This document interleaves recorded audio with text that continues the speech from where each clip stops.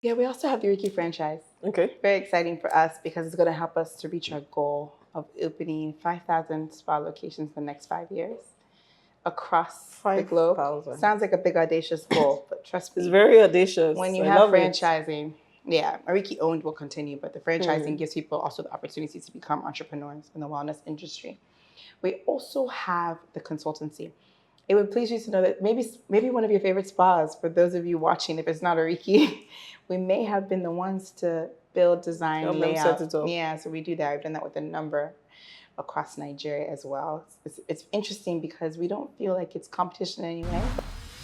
Hey guys, welcome to How They Did It with TriciaBiz. On this show, I take you behind the scenes of successful African entrepreneurs, change makers, and creators, showing you the journeys that led to their success. Today, I get to tell the story of a $10 million wellness brand that started with one goal. She just wanted to create skincare products that were made in Africa and put Africa on the map. Now, this brand has slowly evolved into a chain of spas that in the last 7 years has offered 395,000 services to so many customers. I'm standing in Oriki. Welcome to Oriki. I will be sitting with the founder, Joycee Awosika, to find out how she did it.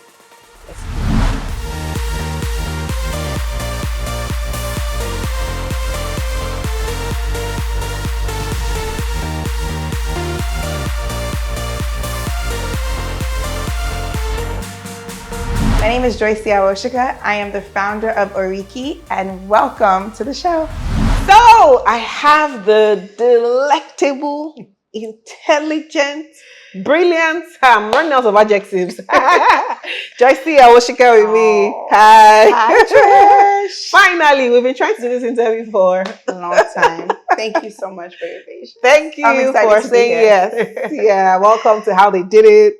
In Africa, right? Great. So we're going to start from the bottom now here. We're going to go all the way back to why you packed your bag. You see, many of us are trying to jack back to the abroad. You packed your bag from God's own country. I came to God's second country. Trisha. How? Why? Guys, I need to correct that. This is God's own country, okay? Nigeria. She's joking, but how? Why? I mean, it was a calling. That's the best way I can put it. It was a nudge. You know, I was anxious. When I say anxious, I just felt like there was more. Okay. It also helps that I hadn't been and I wanted to discover. Okay, so before then you had never been. I had never been to Nigeria before. Okay. So it was like a discovery opportunity for me. And when I discovered it, I was like, wow, there's a lot of opportunity here. You know, it sounds interesting, right? Because people feel like all the opportunities over there. Over there. But what I mean is that this is a developing land. This is a place where there's so much value you can add with almost little to no effort. Not saying I want to do things without effort, but literally you can add value in simple ways. And that caught my eye. And I came and I didn't leave. Wow. Okay, so how did you dabble into business? I know Oriki wasn't the first thing that you started. So just walk us through, how you started business and then how you eventually ended up with starting Oriki. Yeah. So I mean, I had been doing business as a younger as a child. In fact, my parents nicknamed me Miss CEO at a young age, just because I was always looking to monetize things. Always, whether it was like not even trying to joke around, but lemonade stands, started a babysitters club at 13, was doing hair for community children at a young age. But really what happened was when I got to Nigeria, I was in my industry, which is the power sector. Okay. So I was an energy economist and I was working at the Ministry of Power. And I felt like if I'm going to choose to live in Nigeria, I want to be able to provide more impact than what I was doing at that time. And impact to me looked like having people, being able to employ. So employ people, being able to create something that could bring a limelight to Nigeria. That was actually the driving force behind it. So living in Abuja at the time, because Abuja was where I chose to move to, I started thinking of, what I could do. And the idea of Oriki really just kind of fell in my lap. Okay. So you started in Abuja. Yeah. Okay. So I was in Abuja. I was working as a special advisor to the Minister of Power, working on the privatization of the power sector. Okay. Very exciting times because obviously at that point everyone was hoping that this would solve the power issues in Nigeria. The distribution companies, all the different companies were being privatized, and private sector companies were coming to run them. And it was exciting. I was actually in charge of performance analytics and research. So I traveled around, checked out the different power plants, gave reports, and it was very good times. However, there's something I realized about working in government at the time was that there was a ceiling. When I say a ceiling, not a ceiling of achievement, but a ceiling of like how much I could really contribute to solving the problem, right? It took more than me. It took a whole bunch of a million parts coming together to say we're going to solve this situation in power. And while that was a driving force and it's very impactful to work in that role, I really wanted to have more control of the amount of impact I could give. And that was why I started ORÍKİ. Now, ORÍKİ started as a product range. So the whole concept for me was that growing up in the US, we saw brands and we see brands every day, Body Shop and whatnot, that sell these body care products, you know, natural skincare products. And they tell the story of how they're impacting these children that live in a specific village in Burundi or whatnot.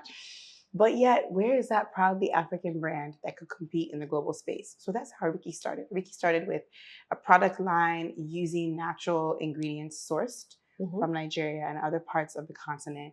And the goal was to push it worldwide. Interesting. Wow. Okay. So how did you know where to go to produce packaging? You know, like all the 9 yards.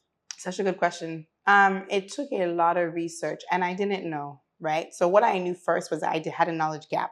Okay. I wanted to learn more about how to manufacture the products. And I didn't have a manufacturing facility at the time. So it required me, first of all, getting formulation knowledge. And that was like my first base of just like, okay, Joycee, extracurricular activity is to get a certificate from the #1 formulation school online. It was an online course. And so I did that. And that was like the first step into, okay, this is how you actually create a proper formulation for a serum. It's not about just mixing ingredients in a bowl and packaging it. Contrary to what a lot of people think, this is actually the science behind it. And so I began working on that. But the next step was, how do you find a manufacturing facility within Nigeria? So that was my big goal that I was looking for at the time. And that was when I started coming to Lagos from Abuja on weekends. And I met someone whose father had a manufacturing facility in Lagos. And I went on a trip to go and check it out. And God bless them, but unfortunately the facility was nothing I could ever use. I remember that day coming back and crying, hot tears, like, so it's going to be impossible. I've done this work, but there's no way I'm going to be able to produce here. No way. And someone just said to me, actually, he was my boyfriend at the time. He's my husband now. He said, you need to not give up on this dream, and you need to travel and find another place that you can manufacture. I went to Canada, visited 6 different firms, and found a contract manufacturer that agreed to source all of the ingredients from Africa. Oh, wow. And that was how ORÍKİ started. You know, I felt like I would be fraudulent, or I would be a liar if I said that this is a proudly African brand, but it was completely, you know, people have different rules of thoughts and things around that, but I wanted to market being proudly Nigerian, proudly African. And I still felt there was a disconnect. Like, I was manufacturing abroad, but I solved for that later on. But yeah, that's how we started. We had a contract manufacturer in Canada. Great. So this was when? What year? 2014. 2014. Okay. So how did you then transition from products to spa? That was the next step. So after I registered the company, started working on the products, formulations turned into real things. I was sampling them. I started thinking, what's the best way to market this? And it was going to be e-commerce. Okay. But in doing research, I realized that I'm not sure the Nigerian market was ready for all natural. You know, at the time, this was 9 years ago. Are they ready for this whole all natural concept? It's not going to change your skin in 4 days or 2 weeks. Get 2 shades lighter. I'm not gonna have that on my, it's just gonna be all about getting you skin fitting, giving you the best skin, and the best glow, for your own skin type. And started thinking about how I was gonna do it. And then I went for the World Economic Forum in Addis Ababa, meeting so many other entrepreneurs and young people doing amazing things. Just got to talking. He says, you know what? The only way you're going to be able to do this, you have a good point, is to create an experiential marketing opportunity for people to engage with the products. So you have to open a space. And here I am thinking, I wasn't going to rent a space. I was going to have these products maybe in like a warehouse or in the home. And as they were sold, you just package them and send them out. But in that same trip, someone asked me to pitch what would I like to do if I wasn't working in the power sector? And I pitched the opportunity right there and then. And they decided to say, listen, we want to support you on how. So when we get back to Nigeria, let's have some calls. And that started my journey of looking for a space. So Tricia, the spa was never a part of the plan. The spa was the marketing experiment. So what we did was, let's create a try me section, and then let's ensure that when people are having facials, they're using the product range. Okay. And that was how the spa started. So to me, I remember telling my husband, he wasn't my husband then, but I remember telling him that, listen, if I'm opening the spa, it means more upskilling, because I had no intention of learning how to operate a spa. So I'm doing one, and that's it. So we'll look at it as a flagship. And I gave myself so many reasons. I'm like, oh, Aveda Skincare, they have one flagship spa. This company has one flagship spa. This will be our motto. And then going forward, it'll just be products. I was in for a surprise. Wow. So you opened this first spa what year? In 2015, October. Okay, so that was a year after the products. But at this point, how were the products doing sales-wise? And how were you marketing this supposed new type of products in a market that wants the opposite? So the products were not moving the way I wanted them to move. We had actually launched the space of the Try Me section 4 months before the spa opened. So we had the products ready, and we had our website going. We were using social media to share back then. But it wasn't as much. People were always asking the same questions like, but is this going to change my skin? What do you mean by grape seed serum? This is a grape seed change. That was the questions. And we kept saying, no, it's about skin fitness. It's about this. And we were just trying to preach a message that was falling on deaf ears. Interesting enough, we found that our demographic was the older demographic. So they would come in. I have an employee who was with me before we even opened, a team member. Loveth and I, they'd walk in and they would gravitate and they would say, give me 6 of all of this. Give me the eye cream. Eye cream. I need eye cream. Like, my eyes are getting hollow. And we'd be so excited. But the younger population, they were not interested. When the Try Me section launched, we literally were able to get people coming in. So now they just wanted to try me, take the scrub, put it on their skin, use it. They wanted to use the face mask, smell it, feel it, and that was okay. But when the spa opened, we saw an increase in product sales.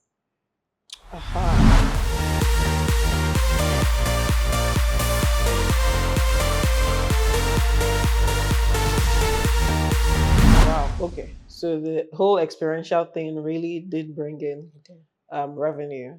Okay. So the first spa was where? In VI on Ojuologo Street. What we really did was take the upstairs of the Try Me section and turn it into a 3-room spa. So it wasn't even purpose built. It was an opportunity to just try this marketing experiment, and it wasn't ideal. Well, I mean, because if you want to create a spa, you think serene space, soundproof it. No traffic really in the spa. But unfortunately, downstairs was an entire retail floor, very beautiful space, but the upstairs was us makeshift. I used to cringe because sometimes if you're walking up the stairs, someone's having a massage, they can hear you. They can hear you talk, So, but guess what? It was our opportunity to prove product market fit. It was our opportunity to prove that we had something. It took the spa taking off to prove that, but it ended up working out. Great. So how the spas now progressed?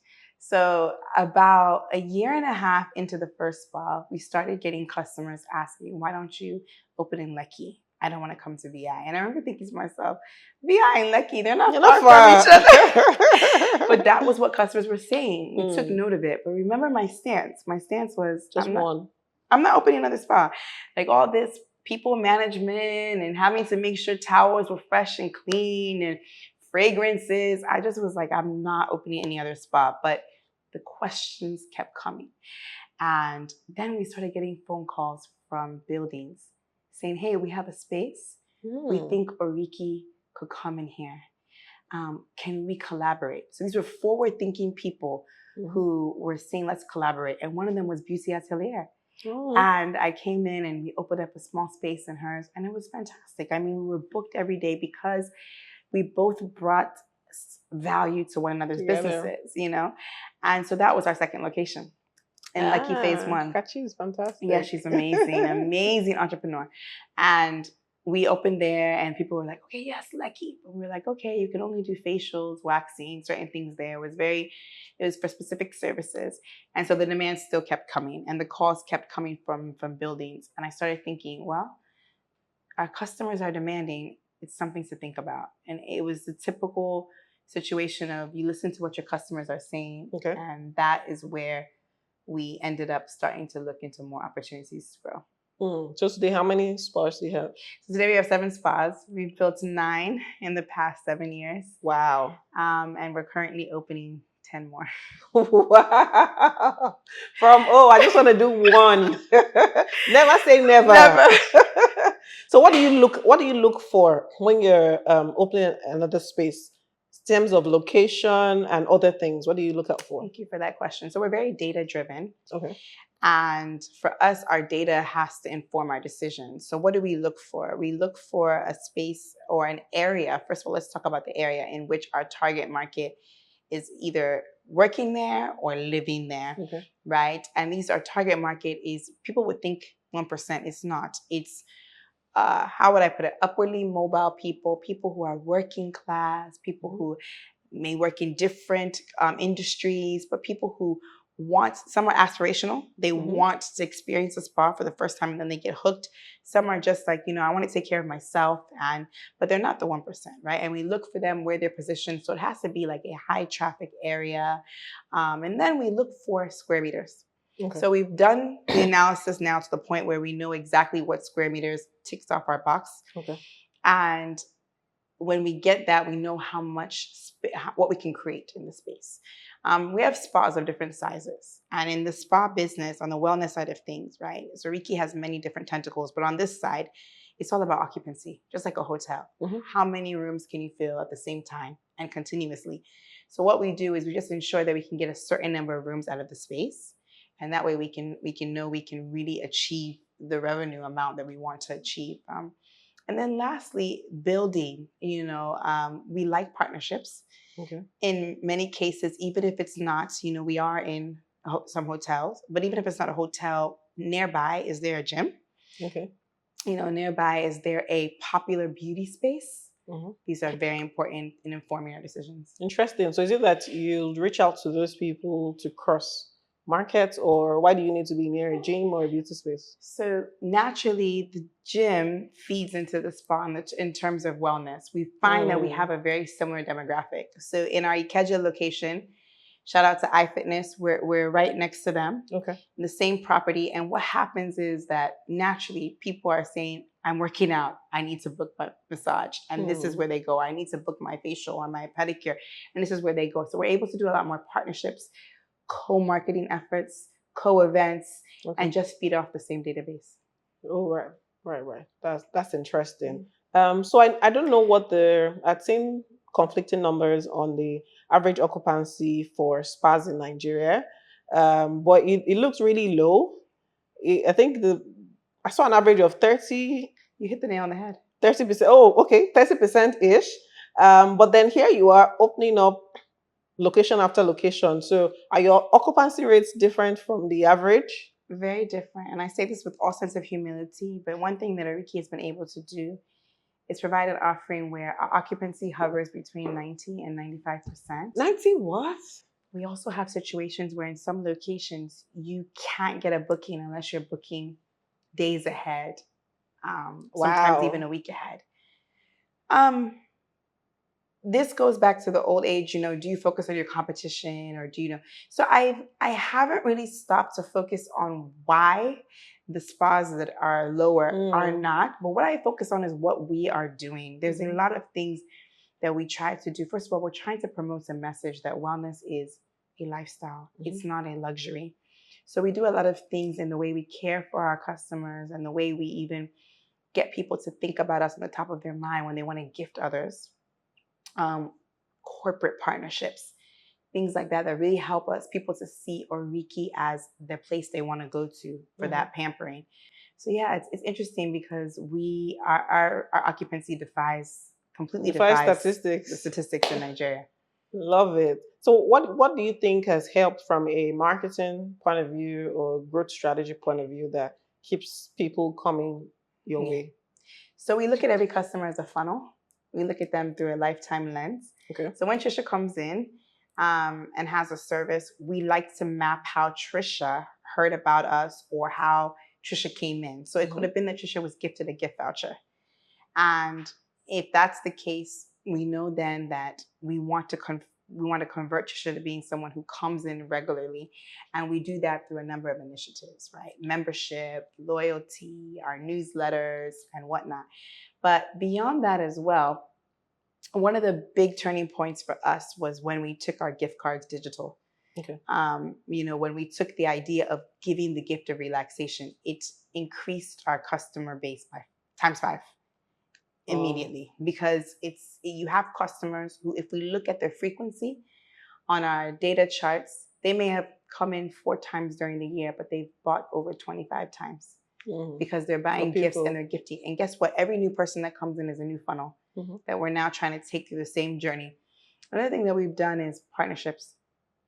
We want the insurance companies in Nigeria to look at us as being the location that they choose when their patients or their customers need to have a wellness service. And we have those type of relationships every week, every day. I don't know if I can call HMOs, but they're booking. They have money credit down and their customers are coming and using the credit. Same thing with oil and gas companies, same things with tech companies, various industries. So do you reach out to the companies?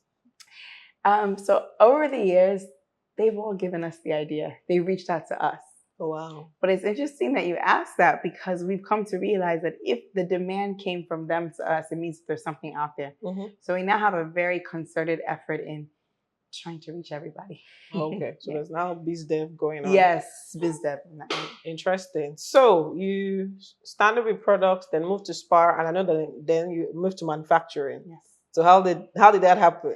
So remember, my pain point was that we couldn't manufacture in out Nigeria. there. And I remember turning to Lovett and saying, one day, Lovett, we're going to be able to manufacture for others and ourselves, of course, first. So in 2020, that was the year, the turning point. We decided, it's quite interesting, because when everything kind of went quiet in the world and people were not sure what was going on, we had to be very innovative on the spa side, because it could easily mean that you stop in your tracks and say, that's it for us. We're a high touch industry. We have to have our doors open to make revenue. But what we did was we were innovative and we spun out another subsidiary, which is basically the Uber for the wellness industry, where people can book a service on demand anytime, anywhere. So our therapists were out doing services daily. This was about 4 weeks, 5 weeks into COVID, when they started the lockdown period, and then they released the lockdown at during the day for a few hours. We were out doing services, but the spas remained closed, and we had a bit of a break from all the different landlords. And so we said, now it's time to find a space and start working on manufacturing. Let's stay busy. So we found a space situated in Lekki Phase 1 and opened our first facility. During COVID, we partitioned this place, created all the different rooms needed, the production floor, storage, everything, warehousing, and we started producing our own products little by little. So we started phasing out the ones we were manufacturing and turning them here. There were a number of issues, from packaging, for example. The best packaging is sourced from abroad. So the ability to get that, we had to see who was available here. But we found companies who actually, that's what they do. they bring packaging in from other parts of the world, and you can get what you want. And so we began to manufacture. And then towards the end of 2020, beginning of 2021, we had brands just casually asking, if you guys manufacture for yourself here, can you manufacture for us? And that was when the division of contract manufacturing opened up in private label. To date, we manufacture for over 41 brands. Wow. Other brands. That's a lot of brands. This is me interrupting your watch time to tell you to like this video, share it, and also subscribe to my channel. You're still watching How They Did It with TriciaBiz. Then it's interesting that, why do you think, let me turn this question on your head. Why do you think all these companies reach out to you? Is there something they see in the brand where, because on an average, people are doing the hard work, reaching out and trying to do biz dev. But all through this conversation, all I've heard is they called, buildings called, companies called. So I'm like, is there something that you think you really got right with establishing the brand that has attracted different types of people? Yeah. I think that there is an aura of excellence associated with the brand. I feel as though we were very intentional about processes. Now, this is internal work, right? But it speaks to what's externally displayed. So everything had to be excellent. Yes, we made mistakes. We're far from perfect. But in general, even how we showed ourselves to the world via social media, there's a method to it. There's a structure to how we look, even to how our team members speak, even to your five senses, what you experience when you come into an ORÍKì location, smell, touch, taste, everything. And so I think it just started catching on with people. And what I noticed is that if I'm having a conversation with you and you just mentioned to me casually that, oh, I need a massage service, ORÍKì started becoming synonymous with massage or going to the spa. And that was honestly our customers doing the work for us, but based because of the intentionality of the excellence. Okay, so you have, how many subsidiaries do you have now under 7. The group? Say what? So we've spoken about 4, right? The product, the spa, manufacturing. Oh, we've spoken about 3. Yeah. What are the others? Okay, so Unwind. Okay, Unwind is a big baby. Like, it's going to do extremely well, by God's grace. But yeah, Unwind is basically the Uber for the wellness industry. It's basically saying that you may not have the ability to come in. You might be tired. You might be at work till late. We come directly to you, to your doorstep. But the thing is, we've democratized the sector because it's not a ORÍKì therapist. Okay. It's anybody certified professional. They just have to go through the certified onboarding, take the course, everything. So Unwind, to date, we have over 150 providers on the Unwind app. It's on Android and it's on Apple, and you can book. So Unwind is one subsidiary, ORÍKì Training Institute. Oh, okay.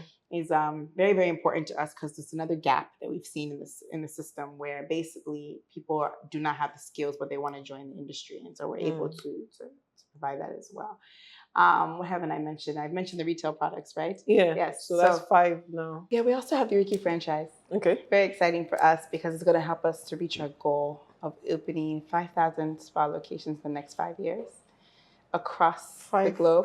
Sounds like a big audacious goal, but trust me, it's very audacious. When you have franchising, ORÍKì owned will continue, but the franchising gives people also the opportunity to become entrepreneurs in the wellness industry.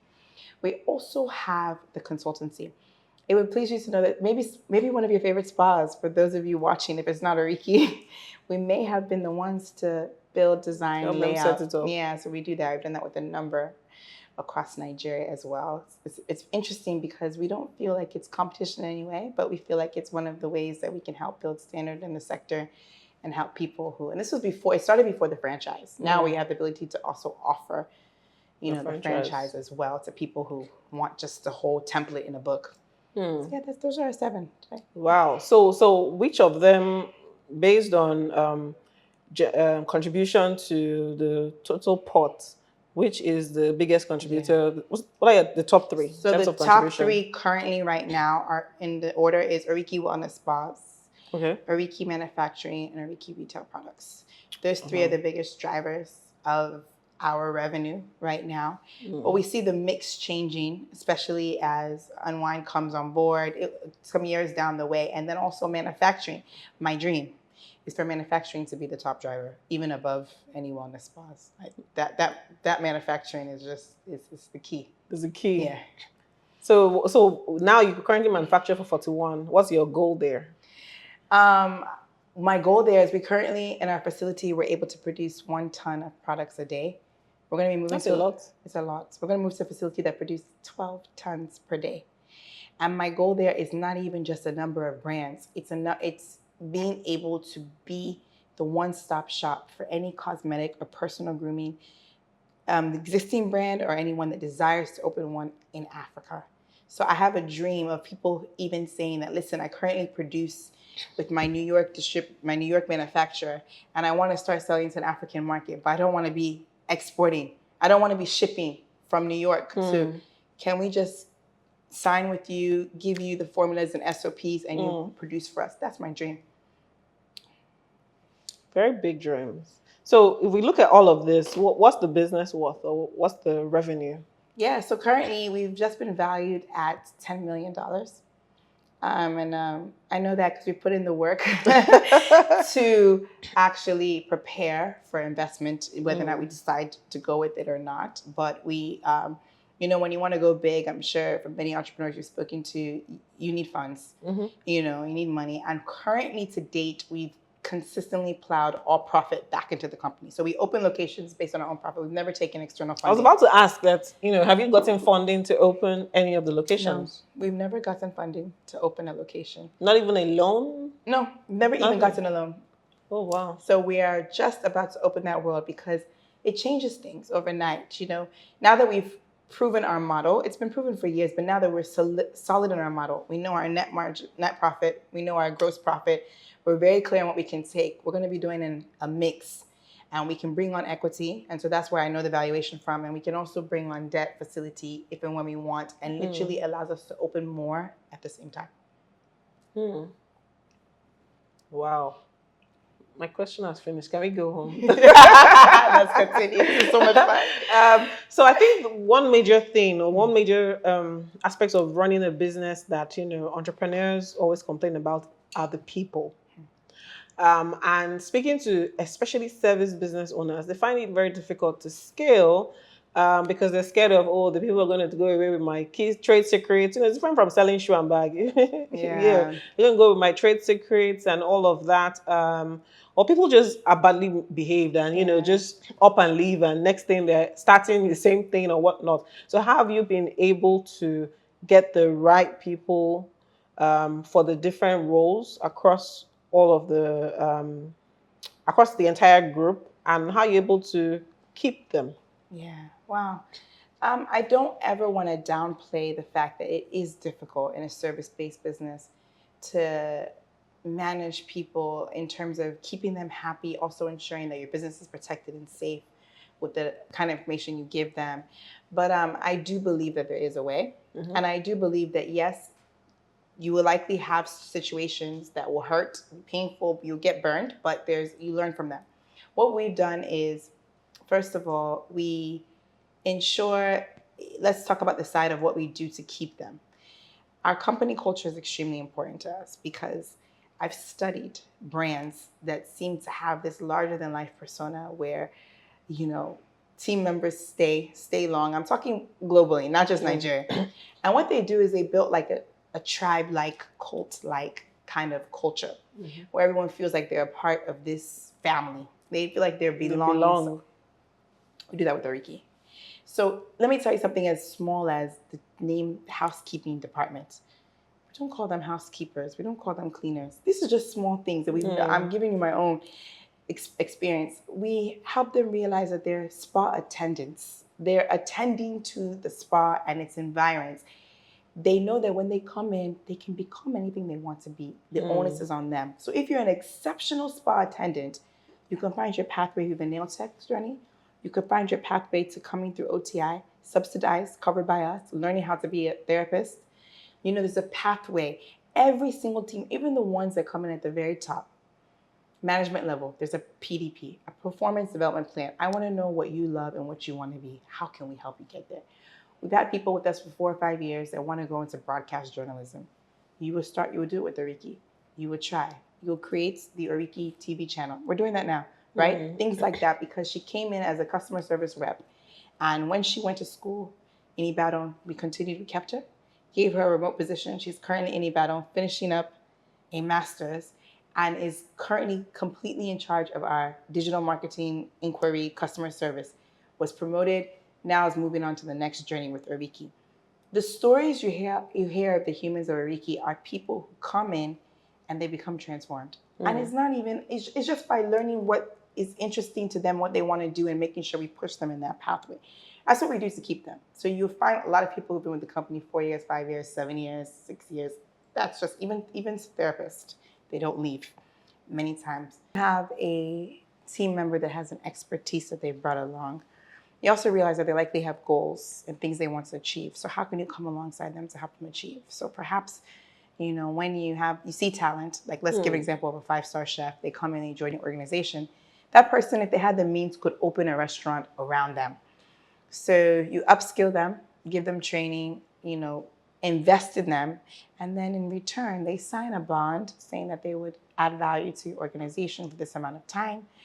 Obviously, as well, legally, you protect yourself when it's trade secrets. So yeah, we have an entire manufacturing team. They know formulations, right? But specific people have that knowledge.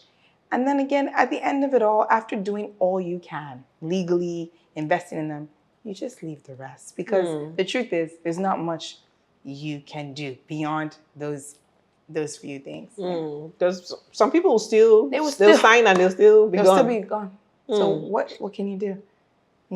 What do we do? These are the risks of business. So as a business owner, as an entrepreneur, you always want to be thinking. At this point, I think to myself, so if you want to steal our serum, which is one of our best sellers, and a certain product formulation and run with it, your product's not going to bear the name ORÍKì. All the work we've put into creating this brand and stuff, you can start from scratch, but are you going to market that, serum like ORÍKI? You've done your worst. It hurts that you would do that, but you're not going to affect my bottom line. I mean, sometimes they can. People can actually be mischievous and do things that would affect your company. But as a business owner, just always be looking for mitigation strategies to help that. So do you think that being young have people like underestimated you because of your age, and they're like, what does she think she's doing? Who does she think she is? Have you, walked around that? Because as you're speaking now, I'm like, how many employees do you have? 101. 101? Yes. Oh, wow. And I'm like, some of them are older, etc. So how have you like managed, whether it's employees, whether it's partners, whether it's customers, people feeling like, because you're young, then they're entitled to something or a certain behavior?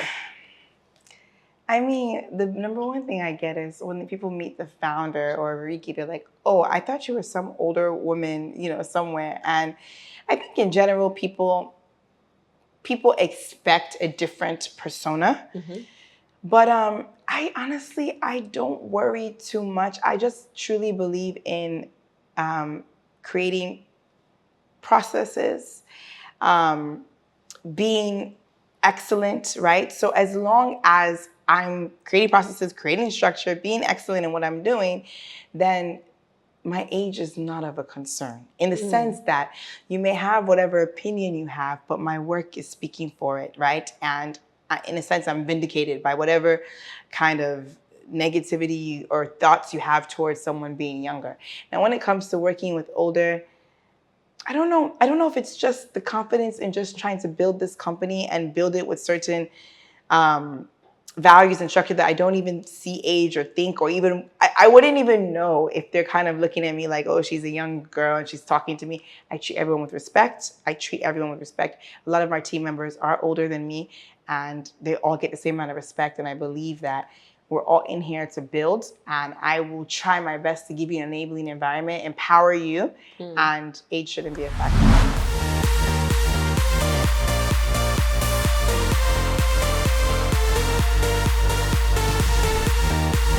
Okay, so we're standing in one of the Oriki spas, Yes, we right? are. So how are you able to keep the cost low, seeing as the business model is primarily brick and mortar? So you have to have the space, Yeah. and with all the inflation, the rising cost of living and doing business in Yeah. Nigeria, how are you able to manage profitability from the fiscal spaces? Yeah, so for us, we have a pretty standard and strict type of inventory process and expense process in the sense that when we do group buying, so across all Okay. locations, all of the supplies needed to run an Oriki spa are done in one Okay. entity as a whole. Yeah. That allows us to enjoy discounts and benefits in buying. So we pretty much keep the cost quite minimal on the equipment and the supplies really that we need. The other benefit about it is that once you set up our spa location, the equipment and all, it's a one-time cost. And after that, it's typically just the maintenance, which is factored into, and monthly, quarterly maintenance, depending on what we're talking about. The biggest expenditure, of course, is going to be the overhead of the rent and, personnel.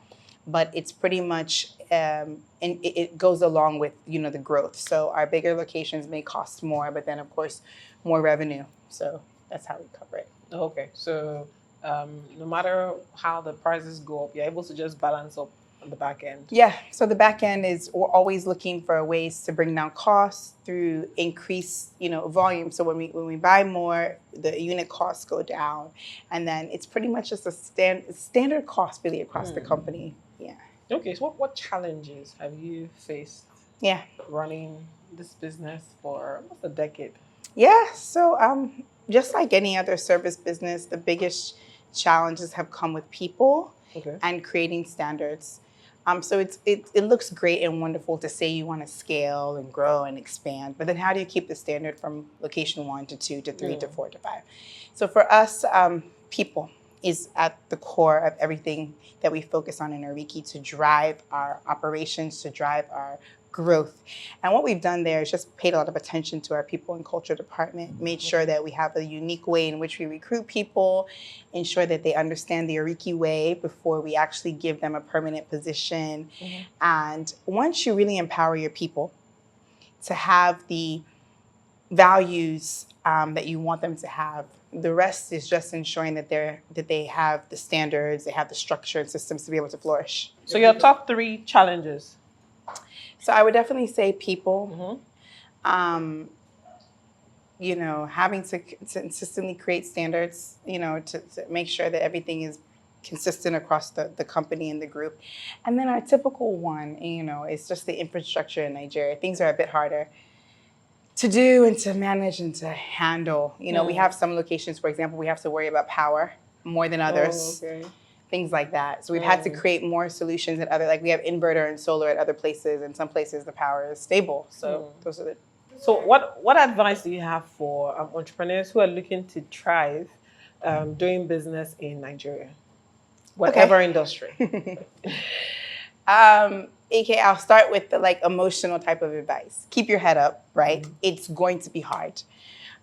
It's going to be a journey. But honestly, anything worth building, it doesn't happen overnight. So you will have to have sweat, tears. You will have to put in the work. Keep your head up and truly keep trying. But on the other side of things, I think that in my studies, and I'm not just using this because I love structure and I can preach about it and talk about it all day. I'm using this from also just analyzing the top business people around the world.